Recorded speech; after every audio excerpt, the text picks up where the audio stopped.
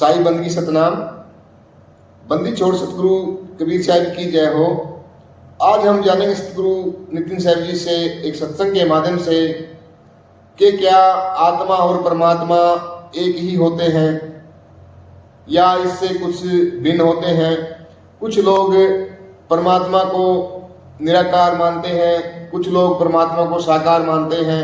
लोगों ने परमात्मा को ना ही निराकार और ना ही साकार, उनसे भी अलग बताया है। तो अगर संतों की वाणी हम देखें तो बहुत सारे संतों ने भी परमात्मा को ना साकार ना निराकार, तो उनसे कुछ अलग बताया है। सरगुण निर्गुण दोनों से न्यारा, सरगुण निर्गुण दोनों से न्यारा, जानेगा कोई जाननहारा।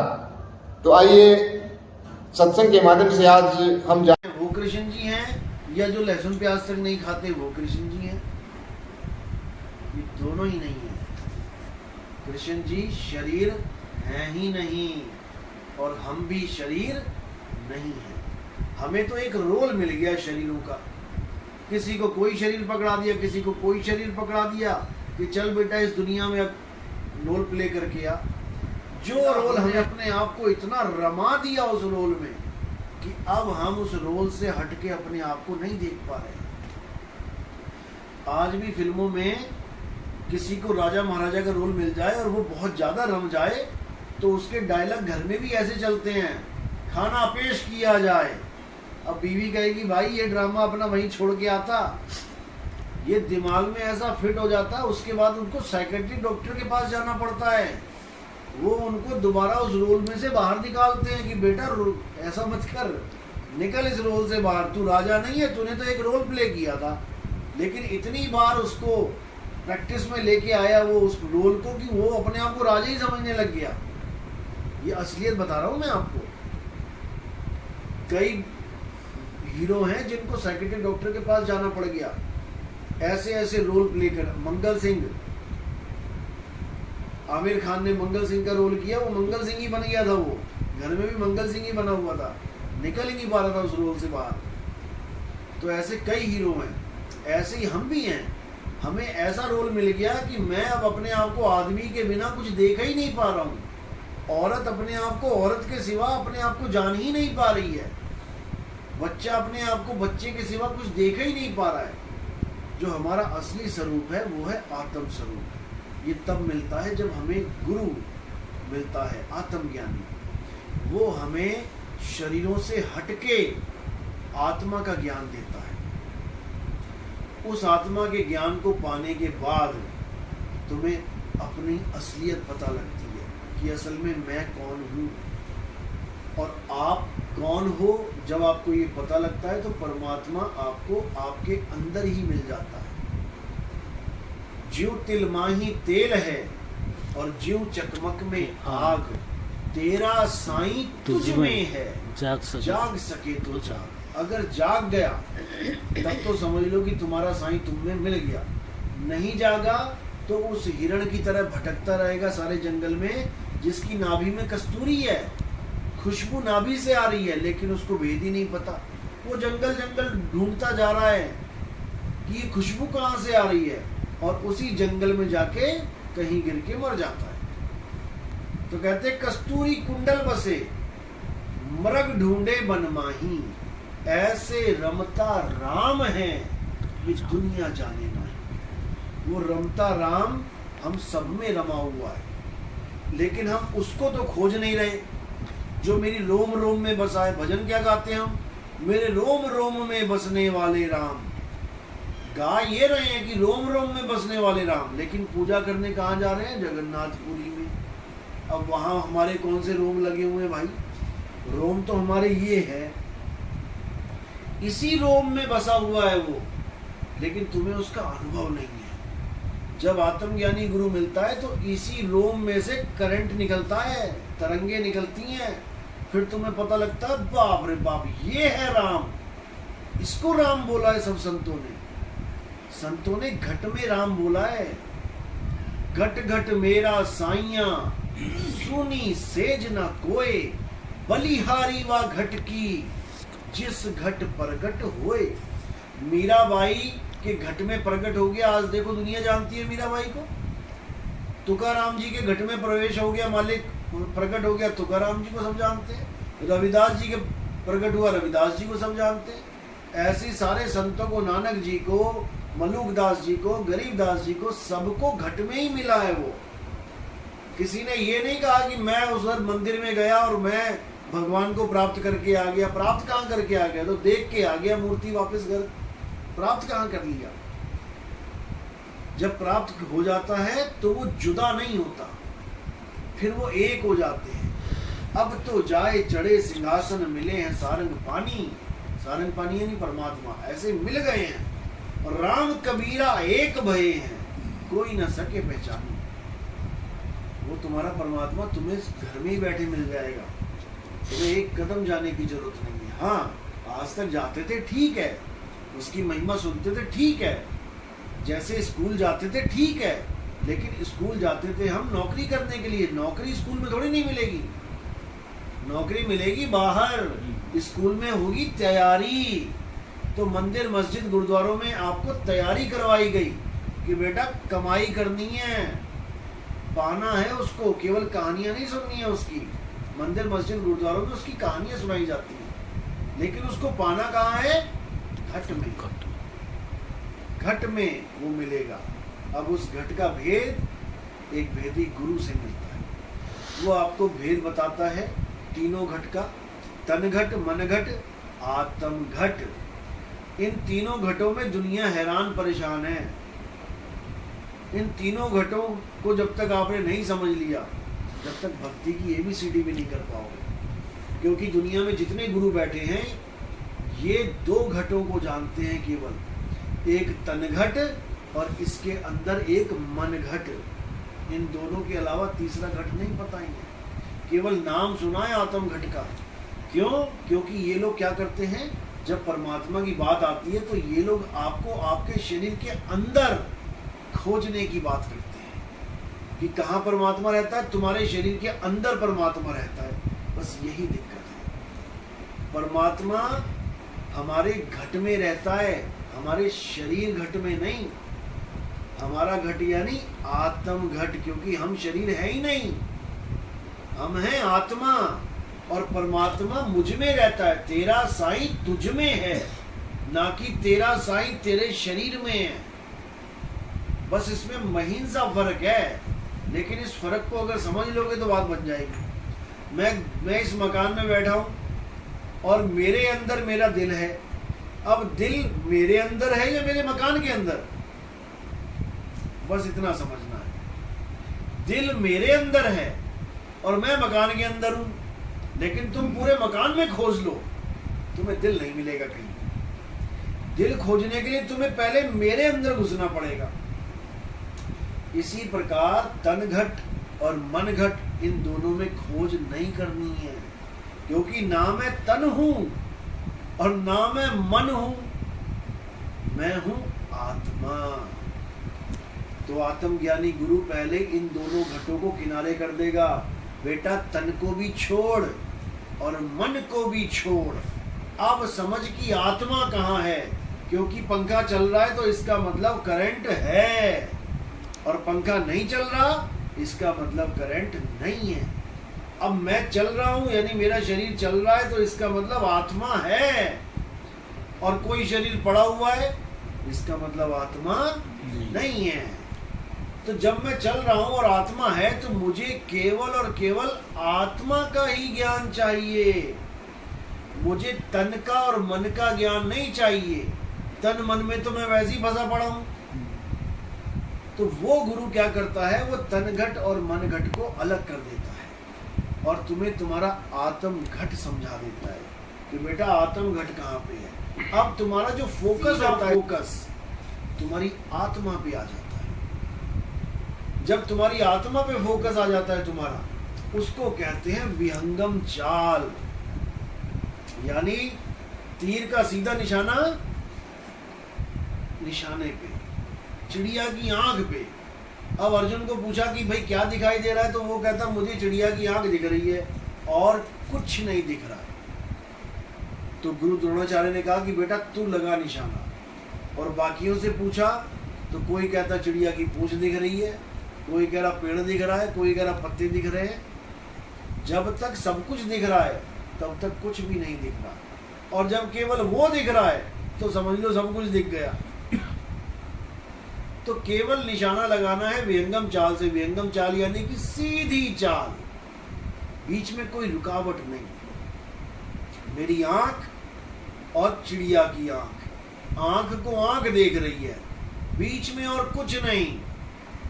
इसी प्रकार मेरी सूरत और मेरा शब्द यानी मेरा स्वरूप, और बीच में कुछ नहीं, कोई मंडल नहीं, कोई पड़ाव नहीं, कुछ नहीं। इसी को समझना है, इसी को समझना है।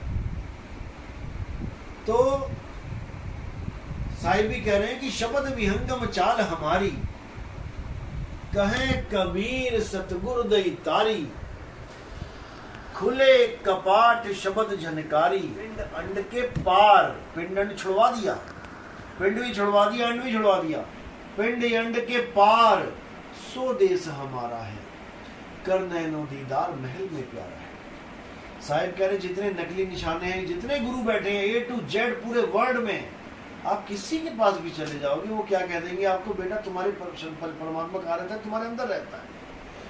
50% तो ऐसे मिलेंगे जो तुम्हें ये भी नहीं कहेंगे अंदर रहता है, वो कहेंगे बेटा आओ मंदिर में मत्था टेको, प्रसाद चढ़ाओ और खाओ प्रसाद, भगवान पार कर देंगे। 50% तो ऐसे बाहर मुखी गुरु मिलेंगे जो तुम्हें अंदर की यात्रा करवाएंगे ही नहीं, और 50% ऐसे मिलेंगे जो तुम्हें अंदर की यात्रा करवाएंगे। कहेंगे बेटा प्राणों में ध्यान लगाओ, बेटा त्रिपुटी में ध्यान लगाओ, चक्रों में ध्यान लगाओ, मूल चक्र, स्वाद चक्र, कंठ चक्र। नहीं करना ये सब खत्म। जब शरीर ही छोड़ दिया तो सारे प्राण, पिंड, चक्कर फक्कर ये सब छूट गए। अब केवल आत्मा का निशाना, जब गुरु से भेद मिलता है, कहावे दो अक्षर का भेद बतावे। भेद यानी रहस्य, सीक्रेट, कि क्या है वो रहस्य। एक छुड़ावे एक लखावे, तब प्राणी निज घर को जावे। पहले तो ये नकली नाम छुड़वा देवे, ये राम राम, वाहिगुरु वाहिगुरु, अल्लाह अल्लाह। नकली क्यों बोला? क्योंकि मैन मेड हैं, इंसानों के द्वारा बनाए गए हैं। एक असली हीरा है जो प्रकृति देती है, कोयले में मिलता है। एक नकली हीरा है, वो फैक्ट्रियों में बनता है, उसको हम कांच कह देते हैं। कांच का हीरा देखने में बिल्कुल वैसा लगेगा, लेकिन जब घन पड़ेगा ऊपर तो फूट जाएगा। एक असली सोना है जो मिट्टी में मिलता है, एक नकली सोना है जो फैक्ट्रियों में बनता है। सोने के कुंडल, सोने के नकली जो गलियों में 50-50 रुपए में बिकता है, उसमें मिलावट है। मिलावट है, दोनों नकली हैं। कांच भी नकली, सोना भी नकली। असली क्या है? जो प्राकृतिक है। इसी प्रकार प्राकृतिक क्या है? जो असली नाम है वो अपने आप से है, और जो नकली नाम है वो इंसानों ने बनाए हैं। क्योंकि जब आदि मानव था, जब इंसान आदि मानव था, इस दुनिया में पहली बार आया, उसके पास 4 तत्वों में से 5 तत्वों में से 4 तत्व थे यूज करने के लिए। वैसे 5 तत्व होते हैं, आकाश, हवा, अग्नि, पानी और धरती। इन 5 में से केवल वो 4 ही यूज कर पाता था। 5वां तत्व उसके पास था ही नहीं। कौन सा तत्व नहीं था उसके पास? अग्नि नहीं थी। जब वो इस दुनिया में आया तो उसके पास अग्नि नहीं थी। अग्नि की खोज की उसने। कैसे खोज करी? माचिस की फैक्ट्री में जाके पत्थर से पत्थर टकरा के वहां से उसकी बुद्धि चली कि आग भी कोई चीज है। उस आग से ही उसका जीवन बदलना शुरू हो गया, नहीं तो जानवरों की तरह रहता था। अब जब उसने आग की खोज कर ली तो वो साइंटिस्ट बन गया। खोज करने वाले को साइंटिस्ट कहते हैं। आग की खोज आज के युग के इंसान ने नहीं करी, वो उस इंसान ने करी जो कुछ बोलता भी नहीं था, जो कुछ जानता ही नहीं था, जो कपड़े भी नहीं पहनता था, नंगा रहता था। उसने आग की खोज करने के बाद धीरे धीरे धीरे किसकी खोज करी? अक्षरों की खोज करी। ये जो हम अक्षर बोल रहे हैं ये खोज है, ये भगवान की देन नहीं है, ये हमारी खोज है। अगर भगवान की देन होती तो सारी दुनिया की एक ही देन होती। जैसे भगवान ने 2 आंखें दी, 2 कान दिए, तो सारी दुनिया के आदमियों को 2 आंखें 2 कान दिए। भगवान ने हवा पानी आग दी तो सारी दुनिया के लोगों को एक सी हवा पानी आग धरती दी। लेकिन जो अक्षर हैं ये हर देश के, देश छोड़ो, हर 10 किलोमीटर पे भाषा बदल रही है, अक्षर बदल रहे हैं, सब कुछ बदल रहा है। इसका मतलब ये मैनुअल है, ये आदमी के द्वारा रचित है। हिंदुस्तान में हिंदी चल रही है, अमेरिका में अंग्रेजी चल रही है, जर्मनी में जर्मनी चल रही है, जापान, इटली, फ्रांस, चाइनीज, ताइवानी, कितनी भाषाएं चल रही हैं। ये सब आदमी, अब यही आदमी भगवानों के नाम बना के बैठ गया। किसी ने राम बना लिया, किसी ने हरे कृष्णा बना लिया, किसी ने वाहिगुरु बना लिया। ये बनाए कैसे? इन अक्षरों से। अगर ये अक्षर ना होते, या रा ला वा शा वाली लाइन ही ना होती, तो राम का रा कहां से लेके आते? पा फा बा भा मां नहीं होता तो मां कहां से लेके आते? हिंदू का हा, मुसलमान का मां, ईसाई का ई, सिख का सा कहां से लेके आते?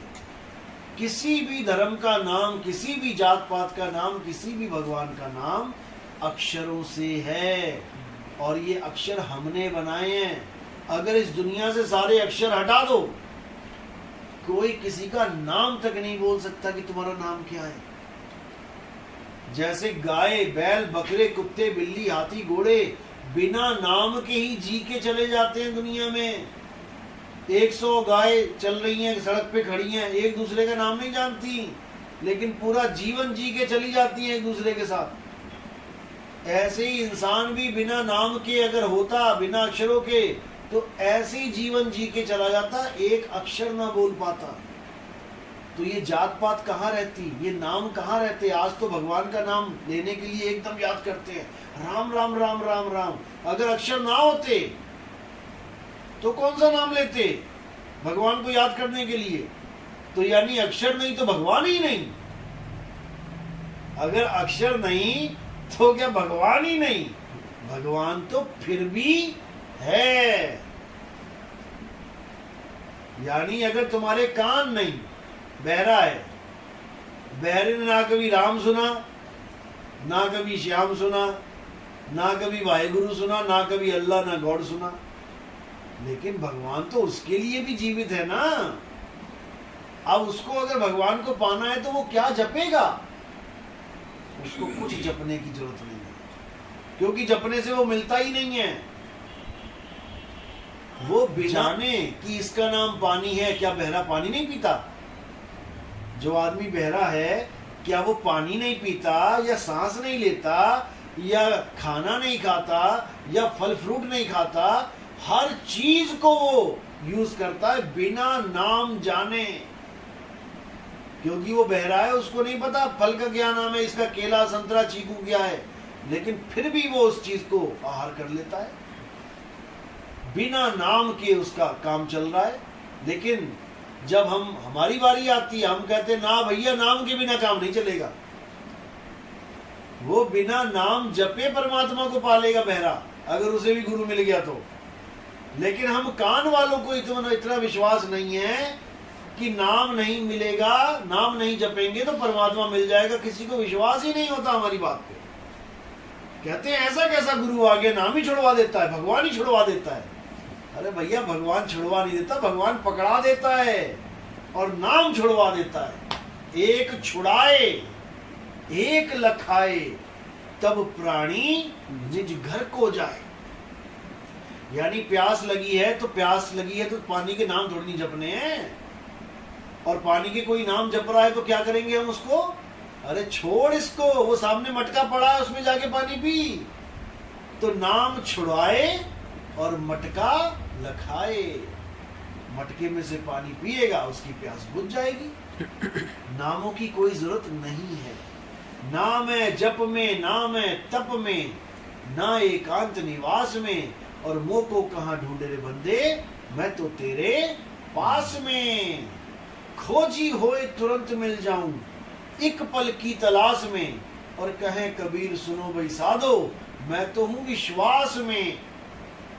आपको पूर्ण विश्वास करना पड़ेगा कि मेरी आत्मा में परमात्मा का वास है, तब तो वो प्रकट होगा।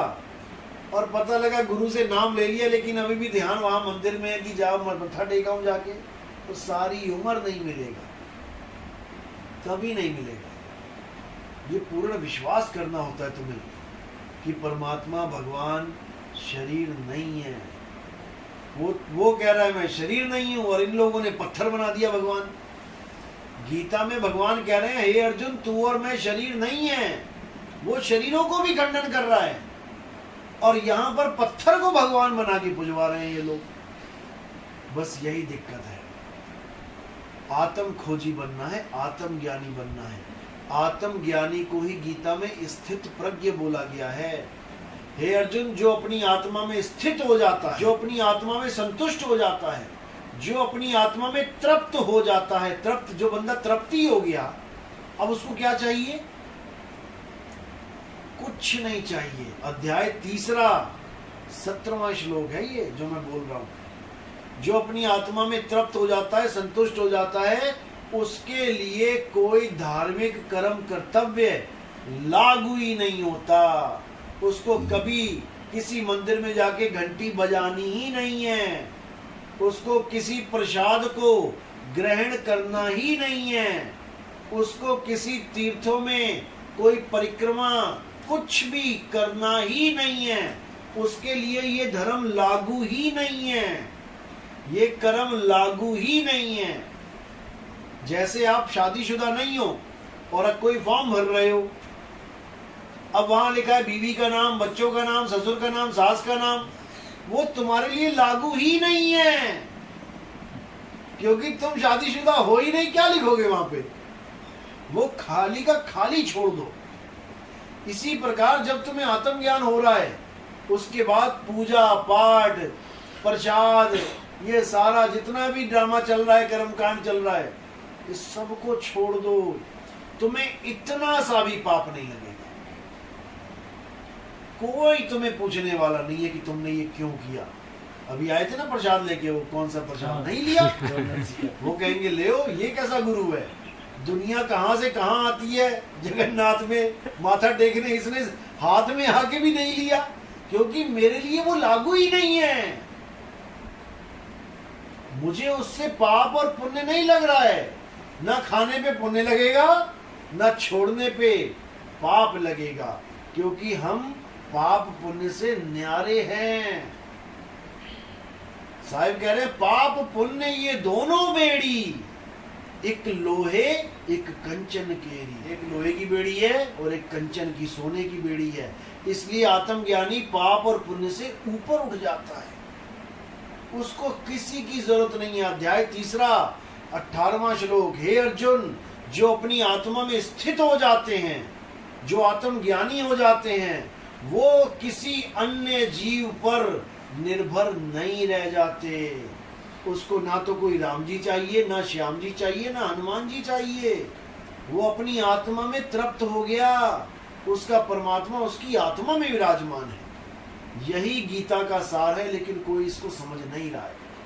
कोई समझा ही नहीं रहा है तो समझेंगे क्या? बड़े बड़े गीता वाचक आते हैं, 7-7 दिन का प्रवचन करते हैं, आत्मा आत्मा चिल्लाते हैं, उसके बाद उठा के पत्थर की पूजा करवा के चले जाते हैं। अब कहां गई तुम्हारी आत्मा? अब कहां गया आत्मज्ञान? जब पत्थर पूज रहे हो तो आत्मज्ञान कहां रहा? क्योंकि आत्मज्ञान उनको है ही नहीं, उनको पता ही नहीं है। उनकी मजबूरी है ये आत्मा आत्मा बोलना, क्योंकि गीता में लिखा है, और जो गीता में लिखा बोलना पड़ेगा भाई। लेकिन वो जानते नहीं है कि आत्मा क्या है। तो आत्मा के लिए बोला है अध्याय 4 34वां श्लोक। हे अर्जुन, जो ज्ञान मैं तुम्हें समझा रहा हूं, इस ज्ञान को प्राप्त करने के लिए तुम किसी ऐसे गुरु की शरण में जाओ जो आत्मा को भली भांति जानता है। वही तुम्हें उस आत्मा का ज्ञान करवाएगा, मैं नहीं करवाऊंगा। मैं तो तुम्हें थ्योरी पार्ट दे रहा हूं, केवल समझा रहा हूं तुम्हें कि आत्मा ऐसी होती है। इसको प्राप्त करना है तो बेटा किसी गुरु की शरण में जा, वो तुम्हें जब आत्म ज्ञान देगा उसके बाद तुम्हें कोई भरमा नहीं सकता।